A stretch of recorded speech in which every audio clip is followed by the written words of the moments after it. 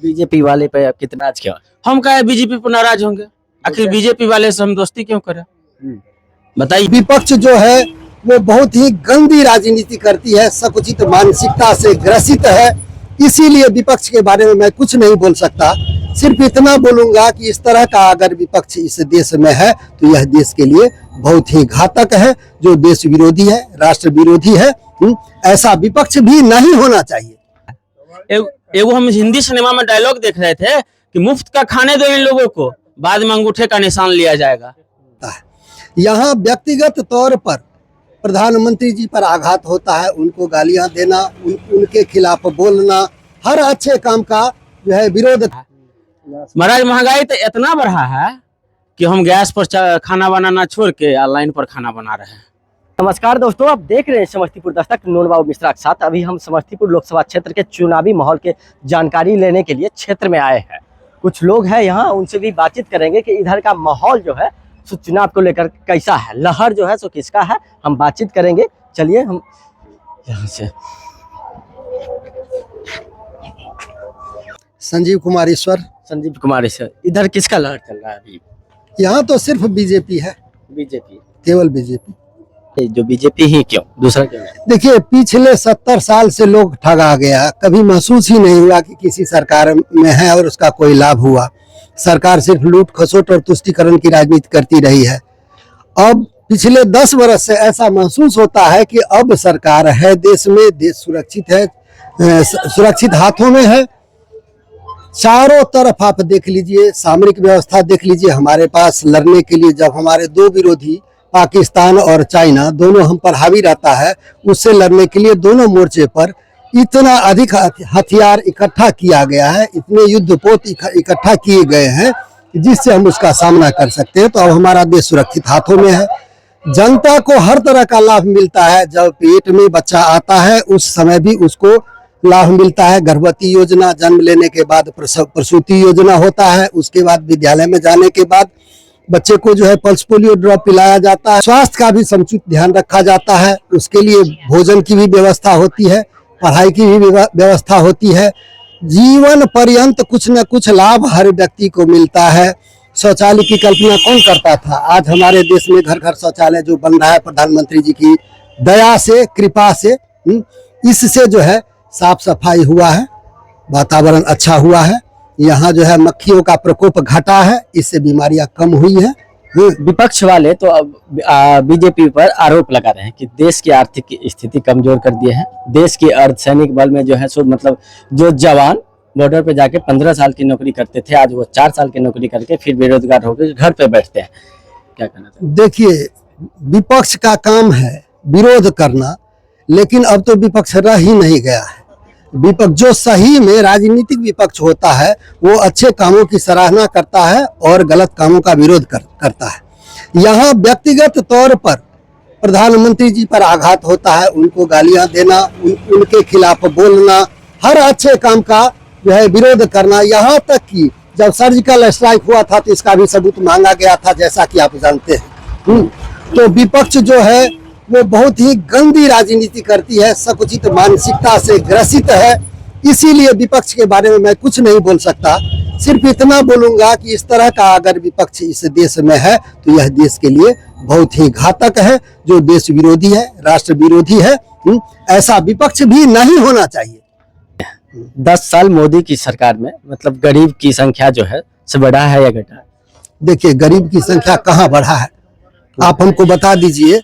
आज से 10 साल पहले कितनी मोटरसाइकिलें होती थी गांव में? आज किस घर में 2-4 मोटरसाइकिल नहीं है? आज से 10 साल पहले कितना छतदार मकान होता था? आज देखिए कितना है। आज से 10 साल पहले कितने लोग समाज में इस तरह जो है अपने आप को सुरक्षित महसूस करते थे। घर से निकलने में भी डर लगता था। आज से 10 साल पहले आपको याद होगा, यहाँ हर समाचार पत्र में अपहरण, बलात्कार, लूट, डकैती, फिरौती यही सब हुआ करता था। और इस सरकार में ये सब बदला। ये सब तो आपको दिखाई देता है कि नहीं देता है?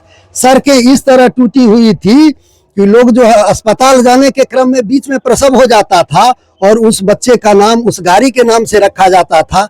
मेरे यहाँ बोल बम शिव शक्ति नाम का भी लड़का है, समझे कि नहीं? आज देखिए सड़कें कितनी अच्छी है, बिजली की व्यवस्था कितनी अच्छी है। पानी जो बहुत बड़ी समस्या हुआ करती थी, अब हर घर में पानी है। हर तरह की समस्या है, छतदार मकान है। अब और क्या चाहिए आपको? तो इस बार बीजेपी 400 पार। बीजेपी 400 पार, निश्चिंत रहिए आप, बीजेपी ही आएगी। और मैं तो कहता हूं कि अब विपक्ष कभी नहीं आएगी, इतना याद रखिए। 2047 तक तो नहीं आने वाली है। विपक्ष तो अभी आज ही चुनावी एजेंडा फेंक दिया है, अगर हमारी सरकार बनते हैं तो हम 1 करोड़ युवाओं को नौकरी देंगे। पूरे देश में बात क्या है। और जो है सो सिलेंडर जो है अभी 1100-1200 रुपये जो मिल रहा है, 500 रुपये देंगे। और भी कई स्कीम निकाले हैं विपक्ष, आज की जो है घोषणा पत्र जारी करके ये बताए। देखिए विपक्ष का बयान जो है वो निष्ठा से परे है। कोई भी व्यक्ति विपक्ष पर विश्वास कर ही नहीं सकता, क्योंकि उसको पिछले 60-70 साल जो मौका मिला उसमें उसने क्या किया, जनता ने देखा है, जनता ने भोगा है, जनता ने उसको सहा है। इसलिए जनता अब उस पर किसी तरह का भरोसा नहीं कर सकती। आप देख लीजिए कई राज्य में जहां कांग्रेस का शासन हुआ करता था, ऋण माफ करने की योजना थी कि हम सबसे पहले ऋण माफ करेंगे। क्या वहां ऋण माफ हुआ? नहीं माफ हुआ। हमारे साथ कुछ और लोग हैं, उनसे भी बातचीत करें। क्या नाम हुआ आपका? जी मेरा नाम ललन कुमार है। अभी किसका लहर चल रहा है? देखिए लहर तो मेरे हिसाब से गर्मी का चल रहा है, और सुनने में आया है सर जी के माध्यम से कि भाजपा का भी चल रहा है। तो कुछ दिन में बारिश आने वाली है, तो हमको लगता है भाजपा का लहर ठंडा रहा है। भाजपा का लहर ठंडा कर दीजिएगा। एकदम में ठंडा हो रहा है, भाजपा का लहर ठंडा कर दीजिएगा। एकदम में ठंडा हो रहा है। बिहार में किसकी, देश में किसकी सरकार है? देखिए अभी जो सत्ता में है ना, वो तो फिलहाल नहीं आ रहे हैं मेरे हिसाब से। अब 400 पार कर रहे हैं ना, इंडिया गठबंधन जो है सो इनको पीछे कर रहा है। और एनडीए जो है सो 230 यानी कि 249 से अगर 51 हो गया ना, तो फिर आप फिर आके हमसे इंटरव्यू ले लीजिएगा। 100 गाली लगातार पढ़िएगा, हमको कोई दिक्कत नहीं है। बीजेपी वाले पे आप कितने का नाराज क्यों? हम कहे बीजेपी पर नाराज होंगे, आखिर बीजेपी वाले से हम दोस्ती क्यों करें? और जो है सो महंगाई कहाँ बढ़ा है महाराज? महंगाई तो इतना बढ़ा है कि हम गैस पर खाना बनाना छोड़ के ऑनलाइन पर खाना बना रहे हैं। लाइन कौन दिया? लाइन कौन बनाया? कौन दिया? लाइन कौन दिया? इंडिया में बिजली परमाणु घर स्थापित किसने करवाया बताइए? कांग्रेस ने करवाया। आज आपने कहा पोलियो का खुराक किसने लाया? कांग्रेस ने। हमारे जो छोटे छोटे बच्चे हैं या गरीब का सभी के लिए शिक्षा का अधिकार किसने लाया? हमको और आपको क्या चाहिए सो बताइए। मुस्लिम पर्सनल लॉ बोर्ड कौन लाया? वक्फ बोर्ड कौन लाया? ये तो इससे पहले पूछ लीजिए। देखिए जो अच्छा करता है कहीं न कहीं उसके पीछे डिमेरिट भी होता है। अभी मेरा तबीयत सही है तो हो ना हो शाम को हमको बुखार भी लग जाए। ये तो ये मानता है ना कि जो है गलत किया, वक्फ बोर्ड बनाया, मुस्लिम लॉ पर्सनल लॉ बोर्ड बनाया, गलत किया। ये बात तो स्वीकार किया ना। हम स्वीकार कर लिए। कहीं देखिए जहाँ अच्छाई होती है एकदम की है, लेकिन जहाँ अच्छाई होती है वहीं बुराई भी होती है। क्या अभी हम वो चीज बता रहे हैं आपको, इन्होंने कहा कि विपक्ष नहीं। अरे विपक्ष बचेगा कहाँ? आपके विपक्ष में जो भी अच्छे लोग हैं सबको तो आप जेल में ठूस रहे हैं। अभी अमेरिका का लोग आके दिल्ली में घूम के जाता है, न्यूज के माध्यम से हमको पता चला है कि यहाँ का शिक्षा व्यवस्था बहुत सुंदर है। किसके बदौलत? केजरीवाल के बदौलत हुआ ना। आप कह रहे हैं कांग्रेस ने खराब किया। कांग्रेस जब तक था मान लिए सब कुछ खराब किया। हम भी कांग्रेस के द्वारा बनाया गया स्कूल में ही पढ़ाई किए हैं, आप भी उसी के बनाया गया स्कूल में पढ़ाई किए हैं। और 70 साल नहीं 65 साल बोलिए, क्योंकि 5 साल आप एपीजे क्या बोलते हैं, एपीजे अब्दुल कलाम और एक और कौन थे? अटल बिहारी वाजपेयी जी के सत्ता को आप नहीं भूल सकते। अरे वो तो महान आदमी थे। हम कह रहे हैं ना भाजपा में हम उनका समर्थन करते हैं। अगर कोई हमको कहे तो हम उनको अगरबत्ती दिखाएंगे। अटल बिहारी जी क्यों जानते हैं? उन्होंने अपने देश के लिए जितना कुछ किया ना, आज के नेता लोग नहीं कर सकता है।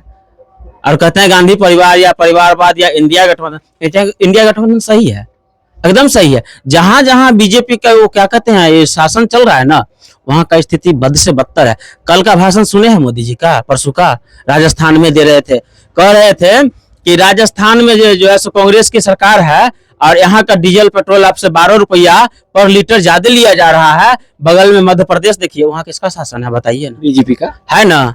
तो वहाँ का रेट और वहाँ का रेट 108 रुपया राजस्थान चल रहा है, 108 रुपया मध्य प्रदेश भी चल रहा है। गूगल कह रहा है। अगर गूगल गलत है तो इंडिया में बैन करवा दीजिए। समझ रहे हैं ना?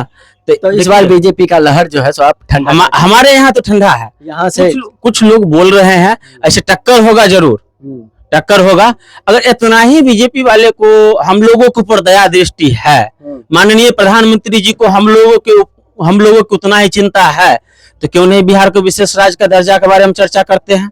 वो क्यों कहते हैं तेजस्वी आज मछली खाया? रोजगार के बारे में बात नहीं करते हैं बीजेपी। कहाँ करते हैं? रोज कहते हैं कि उस बार भी बोल गए थे कि हमारे साल 2 करोड़ नौकरी देंगे। क्या वो को नौकरी मिला है? आपको मिला है? नहीं, वो तो आप बताइए। नहीं ना, आपको मिला है, हमको तो नहीं है मिला। अंतिम में हम जो ऐसा गांव में घूम घूम के कमा रहे हैं, फेरी वाला हो गया है। अच्छा, बोल रहा है उज्ज्वला योजना के तहत हर घर जो है सो सिलेंडर पहुंचा, अभी भी जलावन। देखिए ये हो गया आदत लगाना। अंग्रेज का क्या था पता है? एगो हम हिंदी सिनेमा में डायलॉग देख रहे थे कि मुफ्त का खाने दो इन लोगों को, बाद में अंगूठे का निशान लिया जाएगा। पता है ना?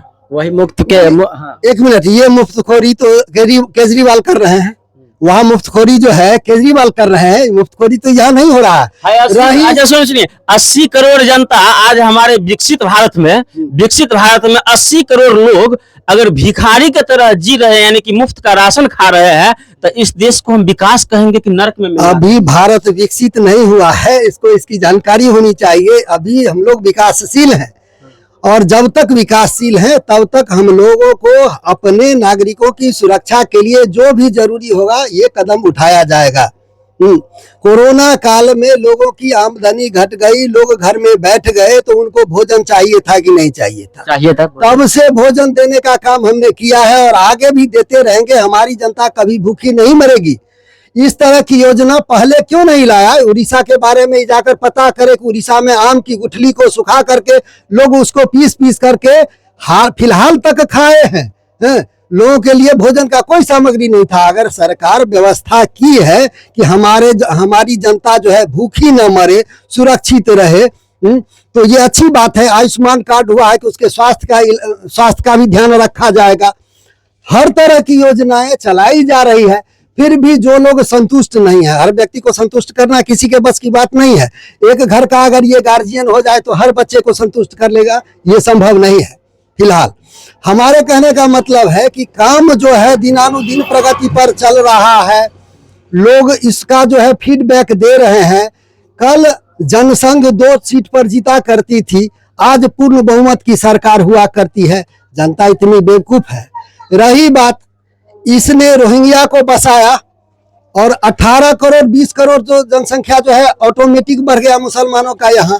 अब हम विश्व की सर्वाधिक जनसंख्या वाले देशों में शुमार हैं, और इसको मेंटेन करना इतना आसान बात है?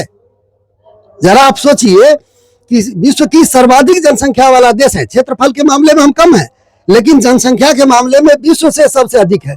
अब लोगों को सरकारी नौकरी ही क्यों चाहिए? उसके लिए स्किल डेवलपमेंट का जो है प्रोग्राम चलाया जाता है। आप जिस कार्य में दक्ष हैं उसकी दक्षता और बढ़ाई जाएगी और आपको उस कार्य के लिए योग्य माना जाएगा, तब आप उस काम को करके अपना जीवन गुजर बसर कर सकते हैं। ऐसा संभव है कि कोई भी सरकार हर व्यक्ति को नौकरी दे? जिस सरकार की बात करता था, आज तो मेरा 53-54 वर्ष उम्र हुआ, उसी सरकार में हम थे और हम बचपन से ही फर्स्ट किए, कभी सेकेंड नहीं किए। रिजल्ट मेरा अच्छा है। 15 साल कोई बहाली नहीं हुई लालू के सरकार में। हमारा एज एक्सपायर कर गया, आज हम घर में बैठे हुए, तब इसका क्या कहना? ये कोई बेरोजगारी कोई समस्या नहीं है। कमाने वाला खाएगा, जो नहीं कमाएगा निकम्मा होगा, अकर्मण्य होगा। वो सब दिन इसी तरह सिर्फ अफसोस करता रहेगा कि हमको जो है ये चाहिए, हमको वो चाहिए, ये चाहिए। सबको सरकारी नौकरी दी जा सकती है? कितने पद सृजित किए गए हैं अब तक, ये बताइए। जितना पद सृजित हुआ है उसमें वेतन भी देना है। क्या वेतन दे पाने की स्थिति में हम हैं? अगर टैक्स अगर पेट्रोल पर या डीजल पर थोड़ा बढ़ा दिया जाता है, जिससे हम सरकार चलाते हैं, जिससे विकास का काम करते हैं, तो लोग हाय तौबा मचाने लगते हैं। कहीं न कहीं से टैक्स की जब तक उगाही नहीं होगी तो फिर देश का विकास कैसे होगा? ये समझने वाली बात। हम वो नहीं जानते टैक्स की उगाही हो रही है, चुनाव में किए गए खर्चों की भरपाई हो रही है। सो पूछिए इनसे, बोलिए इनके बात। कौन ऐसा चुनाव आज तक हुआ जिसमें खर्चा नहीं हुआ? अडानी जो 8वां नंबर पर था, सुनिए, अडानी जो 8वां नंबर पर था, ये पहला दूसरा नंबर पर कैसे पहुंच गया? अडानी को हमने बढ़ाया, आपने बढ़ाया, किसी ने बढ़ाया। जो काम करेगा वो आगे बढ़ेगा। वह काम किया, इसीलिए अडानी की जगह जो अडानी की चर्चा करता है, इसको पूछिए आप अडानी क्यों नहीं हो गए? आपको किसने रोका? पूछिए तो जरा। क्योंकि हमारे पास वैसा सोर्स नहीं, हमारे पास वैसा नेता नहीं है कि जो केंद्र में बैठा हो और कह दे कि कोयला खदान जंगल मिटा दो और कोयला ले जाओ, ऐसा